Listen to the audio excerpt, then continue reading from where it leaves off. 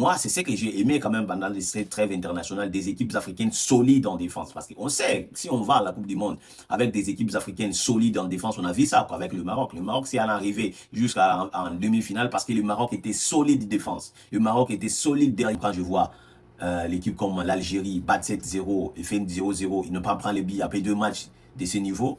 Quand je vois l'Égypte fait 4-0 et 0-0 avec le Maroc, plutôt l'Espagne, ça me rassure. Quand je vois la Côte d'Ivoire battre 4-0, 1-0, il ne prend pas de billes face à cette équipe, ça me rassure. Hein? Quand je vois le Sénégal jouer le Pérou, il ne prend pas de billes, ça me rassure. Là, c'est là où j'ai dit que les Congolais ont un mental d'acier. Parce qu'après là, ils vont aller chercher la victoire face au Togo, à Lomé. Ils vont battre les Soudans à domicile pour aller chercher ce barrage africain. Et aller dans le barrage africain, ils vont aller battre l'équipe camerounaise, les champs qu'on connaît, 5 fois champion d'Afrique. Tu vas dans cette finale-là face au Nigeria, tu prends un billet dès l'entrée, mais tu résistes. Mentalement, tu vas aller chercher l'égalisation, ramener cette équipe nigérienne jusqu'aux prolongations au pénon, et que tu gagnes.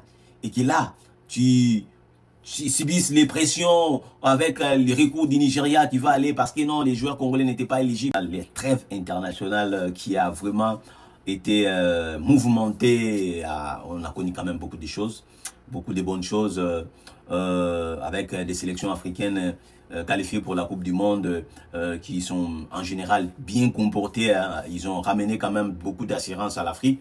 Et parle aussi de cette 10e ticket que la République démocratique du Congo est allée chercher. Hein. Bravo quand même en entrée, bravo aux Congolais qui ont allé décrocher quand même cette qualification. On va en parler ici à long et à large quand même parce que c'est un parcours des combattants. Les Congolais, ce qu'ils ont fait quand même pour aller chercher cette qualification avec tout le péripéties qu'on a connu, que cette équipe a connu pendant les éliminatoires, aller au Mexique, aller décrocher cette 10e ticket africaine. Non, vraiment, c'est une équipe à féliciter. Bravo parce que j'ai dit, le Congo a fait un parcours le plus difficile pour aller en Coupe du Monde. 13 matchs, je ne sais pas s'il existe un pays plutôt qualifié à la Coupe du Monde qui a après 13 matchs joués. Donc voilà, vraiment, coup de chapeau, Congolais, côté Congolais quand même. Les amis, en vrai dire, les équipes africaines, les 10 équipes africaines, pendant ces trêves internationales, ont quand même livré quand même de beaux prestations quand même. C'est à féliciter. Il y a eu que des victoires, une seule équipe qui a quand même déçu, on va en parler en long et large, le Ghana qui n'a pas gagné, c'est l'unique équipe africaine parmi les équipes engagées qui n'ont vraiment pas gagné un match ou encore été quand même décevant, je ai dit à l'ensemble de ce qu'il a présenté. Donc rapidement parlant, on va parler du champion d'Afrique, le Sénégal. Le Sénégal, jusque-là, qui est encore champion d'Afrique, je ne sais pas, avant la décision de la CAF, le Sénégal, lui, en a fait 2 matchs amicaux. Le premier match, c'était face au Pérou pour aller présenter son trophée devant son public au Stade de France. On a vu l'ambiance, tout a été vraiment très bien organisé. Bravo à la Fédération sénégalaise. Ils ont vendu quand même le football africain. Après ces fiascos, après l'image mauvaise qu'on a donnée à la finale de la Coupe d'Afrique, ben, c'était quand même beau à voir avec toutes les cérémonies organisées. Donc le Sénégal a battu le Pérou par 2-0. C'était son premier match qui s'est joué du côté des salles de match. Après ce match, le Sénégal a joué l'autre deuxième match. Donc après ce deuxième match, le Sénégal a joué après son premier match, excusez-moi, le Sénégal a joué son deuxième match, c'était face à la Gambie, c'était un derby entre Sénégal et Gambie. Donc c'est un match qui s'est soldé aussi à la victoire du Sénégal par 3-1. Bon, le Gambie, c'était quand même un adversaire moyen par rapport ou encore du plus bas catégorie que le Sénégal a pu affronter dans cette trêve internationale. Mais du côté des Sédans, c'était un parcours réussi 100%. Et une équipe sénégalaise que je répète, c'est parmi les favoris des équipes africaines à la Coupe du Monde. Moi, je compte cette équipe-là parmi les favoris de tous les 10 équipes africaines qualifiées pour cette mondiale. Une équipe que l'Afrique peut compter pour aller plus loin, pourquoi pas en demi-finale ou encore aller jusqu'en finale. Donc après ça, on va parler, pour moi, le meilleure équipe africaine dans cette trêve internationale, c'est la Côte d'Ivoire.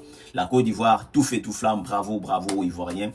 Je te dis, c'était du sérieux ce que je vis avec la Côte d'Ivoire. Du sérieux. Je ne sais même pas, il me manque de mots pour qualifier ce que la Côte d'Ivoire a réalisé. Battre 4-0 une équipe comme l'équipe sud-coréenne, beaucoup de talent, cette équipe sud-coréenne, très collective. On a vu même dans le match, la Corée du Sud a touché 3 fois le poteau. Vraiment 4-0, c'était un score sans appel. Moi, quand j'ai revu ce match-là, c'était des matchs des matchs difficiles pour les Côte d'Ivoire parce que la Corée du Nord, ça joue, la Corée du Sud, plutôt, ça joue au football. Mais je ne m'attendais pas que la Côte d'Ivoire pourrait faire 4-0 dans ce match-là. Mais ça a été intense là. La Côte d'Ivoire a surpassé son adversaire du jour et gagné 4. Et là, par après, tu vois, par après, il confirme cette bonne forme en battant l'Écosse encore par 1-0. Donc, ça fait 5 en 2 matchs, 5 buts marqués, 0 buts encaissés. Face à ces équipes de calibre, vraiment, ça garantit. Bravo, bravo, moi, la Côte d'Ivoire, parce que pour moi, je ne comptais pas parmi les favoris africains, mais là, avec cette prestation que je vis de Côte d'Ivoire, parce que j'ai suivi ces 2 matchs-là, la Côte d'Ivoire est très très fort, donc il entre dans mes listes de favoris pour l'Afrique. Cette équipe peut aller loin, Bien sûr, on va parler, la Côte d'Ivoire n'a jamais passé le premier tour, bien sûr, mais oui, ça c'est la Côte d'Ivoire de Didier Drogba, de Yaya Touré. Mais cette Côte d'Ivoire ici que je vois, il y a des jeunes joueurs qui ont envie d'aller pousser la Côte d'Ivoire plus loin, et je pense que cette génération des Ivoiriens peut aller loin, pourquoi pas aller jusqu'en demi-finale. Donc, c'était pour moi les top des équipes africaines dans cette compétition. On va en chuter encore. L'Algérie qui était sans pitié face à la Guatemala 7-0. Tu fais 7-0 face à là, une équipe guatémalaise, on peut dire comme ça, c'est une équipe, il faut pas dire que le Guatemala c'est une moindre équipe. Non, c'est Guatemala a barré la route à Suriname pour une qualification directe à la Coupe du Monde. Donc, vous voyez, donc c'est pas une équipe anodine, une équipe faible. Donc, au calibre de l'Algérie, oui, mais c'est pas trop faible quand même. Il faut qu'on se le dise, mais battre cette équipe-là par 7-0 avec de la manière et ensuite enchaîner notre match face à l'Uruguay, l'équipe très difficile à manœuvrer, très difficile à jouer, à faire un match nul. C'était quand même une fort impression quand même qu'ont donné les Algériens. Tu fais 2 matchs de ce niveau sans en prendre but, parce que pour moi, je vois aussi la solidité défensive des équipes africaines, parce que souvent les équipes africaines, quand ils vont à la Coupe du Monde, ils encaissent trop, ils prennent trop de buts. Mais là, je vois des équipes africaines solides en défense, capables de défendre, capables de dire non, capables de donner des répondants aux attaquants adverses. Ça, c'est quelque chose de très important. On a vu encore une autre équipe, l'équipe le Maroc. Le Maroc aussi a fait des belles sorties quand même après le match nul qu'il a concédé face à l'Équateur. Mais le Maroc s'est récidivé quand même. Le Maroc s'est récidivé lors de son deuxième match, par exemple. Le Maroc a battu le Paraguay. Il a battu le Paraguay par 2-1. Le Paraguay était l'autre mondialiste. L'Équateur aussi l'autre mondialiste, parce que le Maroc, le champion d'Afrique au bureau, comme je peux le dire, qui a battu ses adversaires vraiment. Moi-même, le match d'Équateur, je pensais que le Maroc devait gagner. L'Équateur n'est pas aussi pire que ça. Donc, pour moi, c'est un parcours quand même normal, peut-être inquiétant parce qu'ils ont pris un but à chaque match, je dirais ça. Donc, ils ont pris un but à chaque match, mais ça rassure quand même du côté marocain. On n'a pas perdu, on a changé de coach, mais on reste constant. Ça, c'est une bonne chose pour le Maroc. On va passer à la prochaine équipe africaine qui a quand même allé jouer. Lui, il a joué ce qu'on appelle la série FIFA. Hein. C'était avec la série FIFA qui s'est jouée en Nouvelle-Zélande, où le Cap-Vert a affronté la Chili, ou encore le Chili plutôt, en premier match. Le Cap-Vert avait perdu 4-2 et après il a affronté la Finlande, un match nul, un but partout. Finalement, le Cap-Vert a remporté au tir au but. C'était quand même une sortie moyenne. C'est une première fois pour le Cap-Vert. Il est en train de découvrir le haut niveau. Quand même, c'était pas aussi si mauvais pour cette équipe qui peut surprendre beaucoup des équipes, qui peut surprendre quand même à cette Coupe du Monde. De l'autre côté, la Tunisie a quand même fait pas grand-chose, mais pas aussi mauvais, parce que la Tunisie aussi n'a pas pris de billes pendant cette trêve internationale. A battu l'Haïti par 1-0. Elle a fait match nul face au Canada, le pays hôte de ces prochaines Coupes du Monde, 0 but partout. Donc, jusque-là, donc ces équipes ont vraiment continué à faire très bonnes prestations. On va parler encore, il y a d'autres équipes que je vais pas parler ici, c'est le Ghana. Le Ghana qui a perdu. Pour moi, c'est la pire équipe, la mauvaise équipe africaine dans cette trêve internationale, parce que les Ghana en a encaissé 7 billes pour marquer que 2. Il a pris 5-1 face à l'Autriche, qui est mondialiste. Il a pris 2-1 face à l'Allemagne. Donc le Ghana a quand même du boulot à faire, d'autant plus qu'on a su que le Ghana n'a pas participé à la Coupe du Monde. Le Ghana n'a pas participé à la Coupe du Monde. Il devait se reconcentrer, plutôt à la Coupe d'Afrique, il devait se reconcentrer pour aller jouer bien, pour se préparer, se mettre aux jambes pour aller jouer cette équipe, cette mondiale. Donc, on souhaite, il y a encore du temps, ils ont encore du temps pour tout refaire devant. Voilà donc du côté du Ghana, et on va encore parler quand même de cette 10e qualification de la République démocratique du Congo. Avant de parler de cette République démocratique du Congo, on va parler de l'Égypte. L'Égypte qui a fait aussi bonne impression, 4-0 face à l'équipe saoudienne, et 0-0 face à l'Espagne, a tenu l'Espagne en échec. En Espagne, c'était 0-0, une équipe égyptienne très très défensive. Bravo, bravo. Et c'est ce que j'ai aimé quand même pendant les trêves internationales, des équipes africaines solides en défense. Parce qu'on sait, si on va à la Coupe du Monde avec des équipes africaines solides en défense, on a vu ça quoi, avec le Maroc. Le Maroc, c'est à l'arrivée jusqu'en demi-finale parce que le Maroc était solide de défense. Le Maroc était solide derrière. Le Maroc ne prenait pas le but. Et c'est poussé quand tu ne prends pas le but, et tu as la manière pour aller chercher un but qui va tuer l'adversaire. C'est ce que le Maroc a fait pendant cette Coupe du Monde, ou ramener ses adversaires dans les prolongations, ramener ses adversaires dans le penalty pour compter avec Bono qui est superbe dans les pénaux. Donc si on a des équipes africaines dans cette Coupe du Monde qui sont fortes défensivement, je crois qu'on aura quand même une bombe mondiale pour les équipes africaines. Donc juste la défense ghanéenne et la défense capverdienne, qui a la défense qui a pris plus de buts du côté africain dans cette trêve internationale, parce que les Cap-Verts en a pris 5 buts, il en a marqué que 3, et les Ghana en a pris 7 buts, il en a marqué que 2. Donc ces deux défenses-là m'inquiètent quand même pour les trêves internationales, mais pour les restes, c'est compact. C'est compact. On va parler de la République démocratique du Congo qui allait chercher quand même ses 10e tickets 52 ans après, les amis. 52 ans après. Moi, j'ai dit chapeau. Chapeau aux Congolais, chapeau. Parce que si on regarde le parcours de la République démocratique du Congo, qui avait quand même l'opportunité de terminer, de se qualifier directement, et se fait renverser dans ce match-là au Stade des Martyrs face au Sénégal, moi, je croyais que cette équipe-là a été arrêtée. Parce que quand vous perdez un match très capital comme celui qu'ils ont perdu face au Sénégal, 3-2 à domicile, normalement, les équipes, les joueurs ou encore même la population n'y croient plus. Parce que c'était une opportunité. Ils avaient besoin qu'il y ait 2 matchs nuls face au Sénégal. Mais ils ont loupé même un match nul. Ils ont perdu à domicile. Mais c'est là où j'ai dit que les Congolais ont un mental d'acier.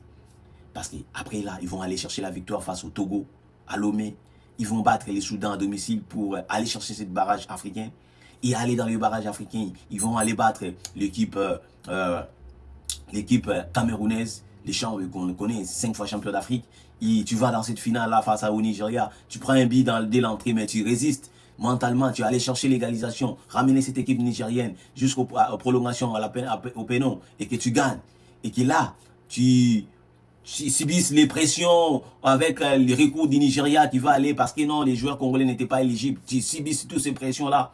Et finalement, tu arrives dans ce match-là face à la Jamaïque avec trop de pression. Hein, quand même, j'ai dit que le Congo n'a pas bien joué ce match-là parce que les joueurs congolais avaient trop de pression. Les pressions de l'histoire. Quand tu entends 52 ans que le pays n'a pas participé et que tu as devant toi 90 minutes pour faire tout, pour écrire les noms de ton pays à la Coupe du Monde, eh bien, les frérots, ça génère des pressions. Parce que moi, la pression que j'ai vue sur le terrain que les joueurs congolais en avaient, les soucis de bien faire les choses, les soucis de ne pas perdre, c'est ça qui faisait que les joueurs commettent des erreurs, les joueurs prennent des mauvaises décisions, tu vois. Mais cette équipe-là, je dis, après avoir arrivé à marquer ce but, s'est libéré de cette pression, ils ont failli quand même mettre 2-3 billes encore. Ben, j'ai dit, cette pression-là a été constante de ne pas faire répéter les erreurs du passé. On connaît que le Congo a passé tout près de la Coupe du Monde à 2 reprises. Mais grâce à des erreurs comme ça, ils ont mené 2-0 face à la Tunisie en 2017, ils ont fait rattraper. Ils ont reçu le Maroc, ils ont mené devant le Maroc au Stade des Martyrs, ils sont restés d'être rattrapés. Le match face au Sénégal, ils ont fait la même chose. Donc, tous ces événements-là étaient dans la tête des Congolais. C'est pour cela qu'ils étaient quand même, donc il y avait la pression. Ces matchs, moi je savais que ce match-là ne serait pas 100% top dans le terme de jeu, en termes d'occasion, tout ça. Mais il y avait toujours des pressions qui devenaient une pression négative pour les joueurs congolais. Mais après cette victoire, je pense qu'ils sont libérés, ils vont faire une bonne coupe. Ils vont faire une coupe du monde plus à l'aise que je pense. Et surtout, attention, parce que ça défend toujours bien cette équipe-là. Ils ont joué 2 matchs dans ces trêves internationaux, on l'a vu. Ils ont battu la Bermude 2-0. La Bermude, ce n'est pas une bonne équipe. C'était une équipe pour faire la répétition. Et face à la Jamaïque, il ne prend pas encore de buts. Il marque des buts. Voilà. C'est cette constance de la défense qu'on veut que les équipes africaines aient pour cette Coupe du Monde. Je sais que l'Afrique, si constamment en défense, on est solide, ça serait difficile de battre des équipes africaines. Ça serait difficile. Vraiment, mes amis, je vous dis vrai, si les équipes africaines travaillent défensivement, ils sont forts, ils seront difficiles à battre dans cette Coupe du Monde. Et moi, ça me rassure quand même quand je vois l'équipe comme l'Algérie battre 7-0 et fait 0-0, ils ne pas prendre les billes après 2 matchs de ce niveau. Quand je vois l'Égypte fait 4-0 et 0-0 avec le Maroc, plutôt l'Espagne, ça me rassure. Quand je vois la Côte d'Ivoire battre 4-0, 1-0, il ne prend pas de but face à cette équipe, ça me rassure. Hein? Quand je vois le Sénégal jouer le Pérou, il ne prend pas de but, ça me rassure. Ça me rassure, les gars. Ça me rassure.